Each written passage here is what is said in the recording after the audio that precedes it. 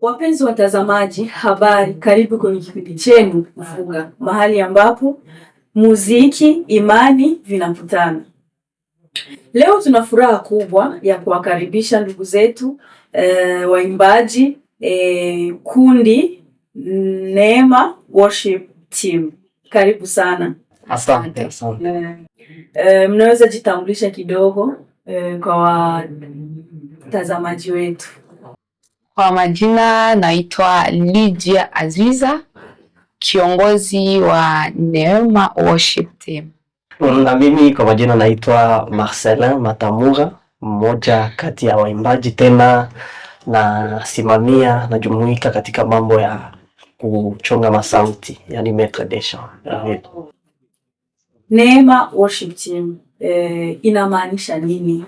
Neema Worship Team ni kikundi, na ukisikia hiyo kitu Neema, najua unaelewa tayari. Kwa nini mlichagua jina hilo?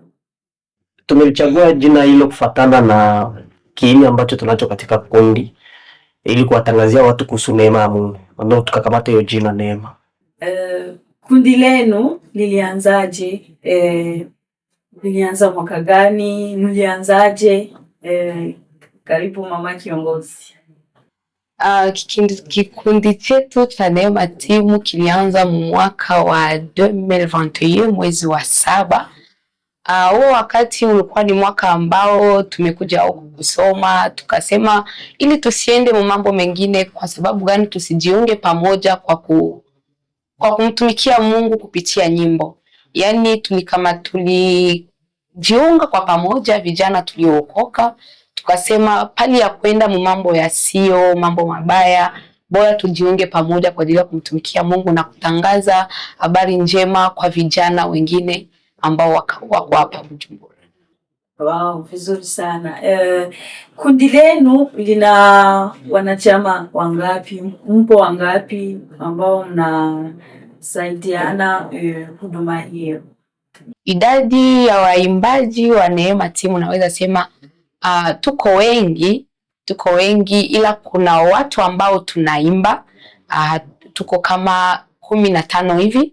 Afu kuna wengine ambao wanaotusapoti katika zingine kazi, kwa sababu hatuimbi tu, ila tunasaidia pia na watu wasiojiweza, mayatima, vitu kama hivi. Ni nini maono makuu ya Neema Team? Maono yenu hii mwaka wa 2026, mna mipango gani? Maono yenu ni hasa ni nini? Maono makuu ambayo tunayo sisi Neema ni kuona sana vijana wanaokoka, kwa sababu sisi tuko hapa kwa ajili ya kutangaza habari njema na kuambia watu neema ya Mungu ipo, waje kumtumikia Mungu na wamkaribie Mungu, watoke katika dhambi, kutangaza neema ya Mungu mahali pote duniani, sio tu hapa, kwa sababu kiangalia tunaimba ndio, ila tuna zingine miradi za kufanya ili watu wengine wajue Mungu, wajue neema ya Mungu. Kwa sasa tumetoa tayari wimbo mmoja ambao unaitwa Neema huko mtandaoni. Mlitambuaje kama Mungu anawaita kutumika huduma hii? Kwa nini hamkutumikia Mungu kupitia njia zingine, kwenda moyo wa umbiri? Kwa nini mlichagua huduma hii? Mimi wajua, kwa kawaida Mungu alipoumba watu, kila mtu alimpatia kitu ambacho kinamdifferentiate. Kuna kile kitu ambacho unajisikia ndani yako unaweza. Na mimi kwa namna kama hiyo nilijikuta napenda sana kuimba, ila nikasema nitaimba namna gani? Maana kuna namna tofauti ya kuimba. Unaweza kaimbia wanawake, unaimbia nini, ila mimi kupitia njia ya kumwimbia Mungu nikasikia kama ndio mwito wangu, nikaenda pale. Mimi nilipojua kwamba nitamtumikia Mungu kupitia nyimbo, kwa sababu mimi tangu niko mtoto nilikuwa naimba katika École de Dimanche, nilikuwa naimba. Afu nilijaribu hata kufanya protocol, kanisani, lakini nimegundua tu kwamba mimi nimeitiwa kuimba kwa sababu najisikia wakati kuimba, kila wakati kuimba. Yani nikagundua kwamba Mungu ameniita katika nyimbo. Ni kwa namna gani muziki wenu unatofautiana na zingine kundi? Unaona mko Neema team, mko Neema worship team.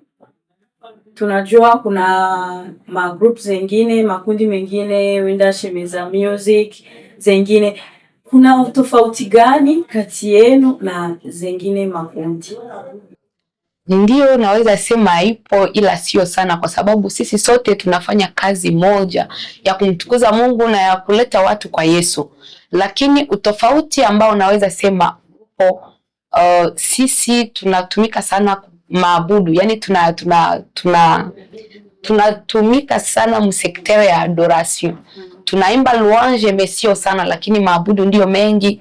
Ila tena pia hatuimbi tu kama jinsi nimesema tangu mwanzo. Sisi tunaangalia hata watu wasiojiweza, watoto mayatima, donc les personnes vulnérables, au pia nao tunawaangalia, kwa sababu ukiangalia hata tulipoanza projet ya kwanza tulioifanya, tulienda kwenye orphelina. Ndo tulioifanya tukatosha, hata na matisheti za kwanza zilikuwa kwenda kuangalia watoto. Yani sisi hatuko tu kwa ajili ya kuimba, kwa sababu injili tunaitangaza tofauti.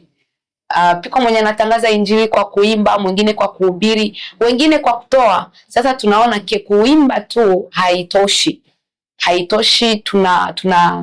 tunatoa pia, tunasaidia watu na mipango yote tunayoipanga unajikuta mko ndani mahubiri. Yani kesho yake Neema timu tunaweza pia tukatoa wahubiri katikati yetu. Hicho ndicho kinatutofautisha, kwa sababu tunahubiriana sisi kwa sisi, tunajikuta tunafundishana peke yetu na tunaangalia gisi kazi itaendelea.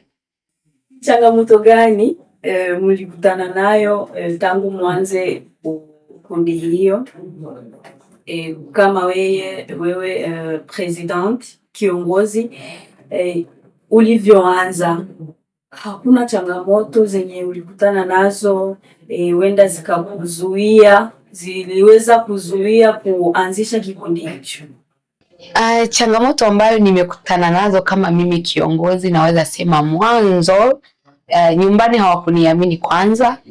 Nyumbani walikuwa wanasema umekuja huku kwa ajili ya kusoma vitu vya kanisa, vitu vya kuimba, achana navyo, utakosa masomo, utashindwa masomo. Lakini nikasema jinsi ninavyojisikia mimi, nasikia kwamba sio vitu vimetoka kwangu tu, hivi ni vitu ni Mungu ndiye ameniambia, yani Mungu ametupitia. Hiyo ndio changamoto ya kwanza. Nyingine ya pili ni changamoto ya kuweka watu pamoja, kwa sababu tulijikuta kosa ambalo tulikuwa tukifanya, tunatumika na wakongomani tu, tena ni wanafunzi. Yani wakimaliza shule wanaondoka, unajikuta kila mwaka kuna watu wapya. Hata hivi naweza sema kwa sasa kuna Warundi katikati yetu hapa, lakini watu bado hatujakaa kwa msimamo umoja. Yani watu wapya wanakuja, wengine wanaondoka. Na kingine, kwa sababu sisi ni vijana wanafunzi, kiuchumi pia tunapata tatizo hapo. Najikuta tunapanga miradi, ma concert par exemple, hivi tuko tunaandaa soirée salon d'adoration. Ili kitu kitoke vizuri inaomba pesa. Afu unajikuta sisi ni wanafunzi, kupata pesa ya kufanya kitu kizuri yani vinakuwa vigumu. Hiyo ndio changamoto kwanza. Nimesikia maongezi yenu mliongelea kuhusu nyimbo zenu, Neema, nyimbo inaitwa Neema. Mnaweza tuimbia kidogo watazamaji wetu wapate kuwasikia kidogo kanyimbo kidogo? Karibu. Neema, sisi ni neema, tunaishi kwa neema, tumekombolewa kwa neema. Neema, wewe ni neema, unaishi kwa neema, umekombolewa kwa neema. Ni ujumbe gani mnaopenda kuwapatia vijana ambao wanapenda kutumikia Mungu kupitia wimbo, lakini ukajikuta vijana hao hapa pembeni unajikuta matendo yao hayampendezi Mungu, lakini hivyo wanapenda kumtumikia Mungu? Yes. Bon, mimi kivyangu naweza nikawaambia ndugu zangu vijana wengine kama mimi, hakuna mahali pazuri kama ndani ya Kristo. Na ndio maana nawaita kama jinsi kundi letu tunasema inaitwa Neema Team. Wapokee neema. Wapokee hiyo neema sababu ni gift, ni kado ya bure Mungu alitupatiaga. Ilikuwa imeshindikana kwa wanadamu kupata wokovu kwa nguvu zao kupitia sheria, lakini alitupatia neema kwa bure kupitia Yesu. Tuje katika Kristo, tumwamini. Mungu ndio mko uzima. Tena uzima tofauti na wa dunia, uzima wa milele.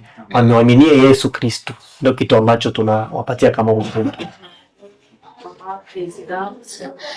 Mimi ujumbe ambao naweza nikapatia vijana ambao wanataka kumtumikia Mungu kupitia nyimbo au kupitia hali yoyote, ni kutaka tu kuambia kwamba neema ipo. Wamtumikie Mungu kwa roho na kweli.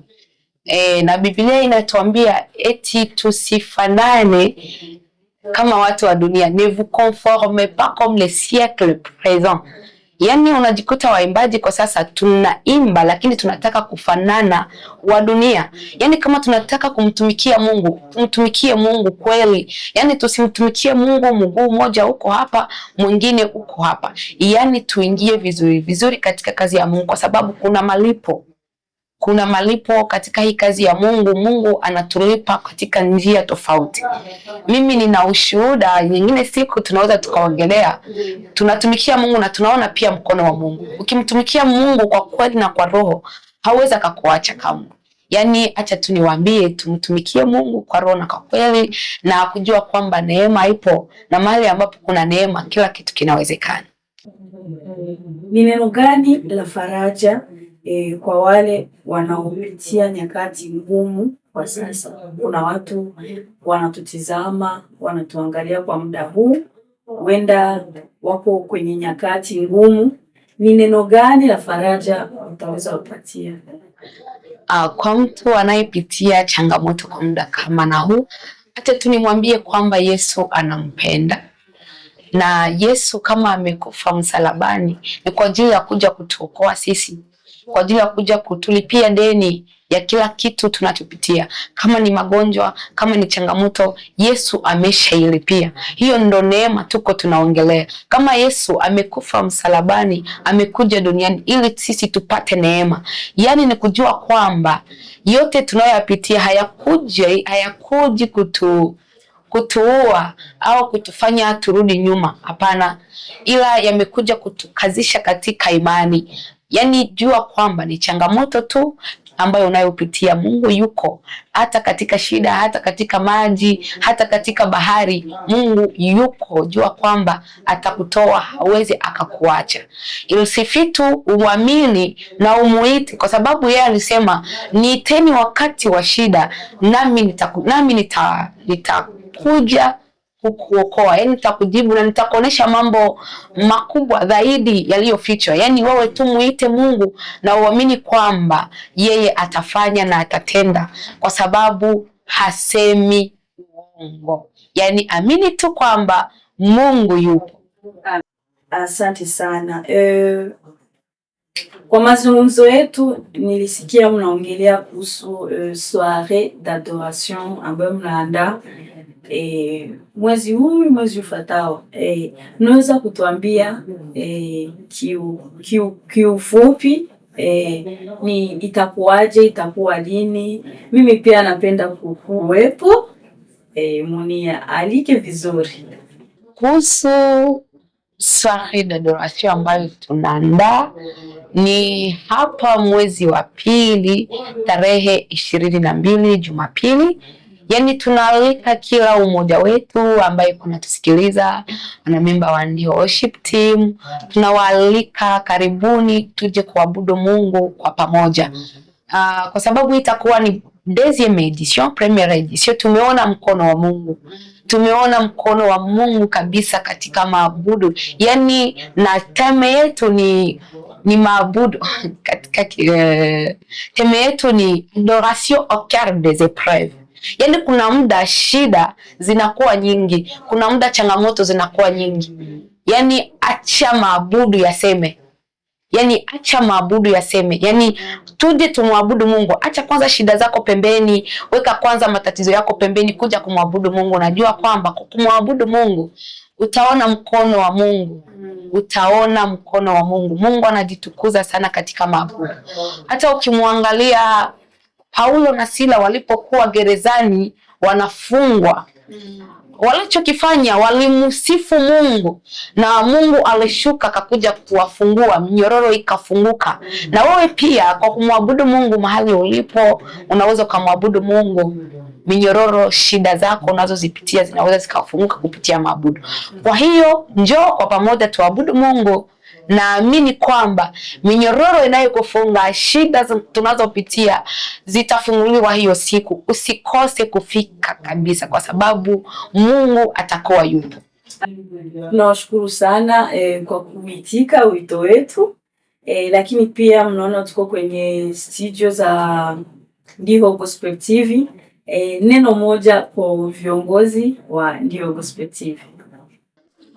Acha tuseme asante kwa viongozi wa Ndiho Gospel TV kwa kutualika. Yani ni jambo kubwa sana.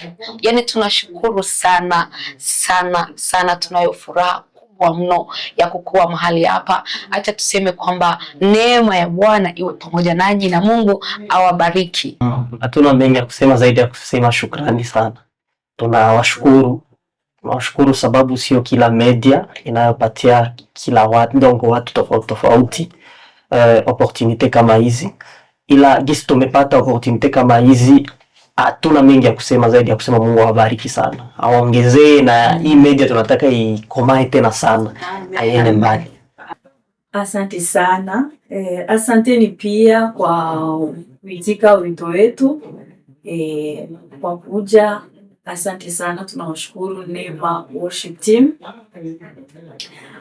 Asanteni pia ndugu watazamaji mliokuwa nasi kwa kutusikiliza, kwa kutufuatia pia, na tunawakumbusheni kufanya comments, subscribe na ku like mavideo za Ndiho Gospel TV. Asante.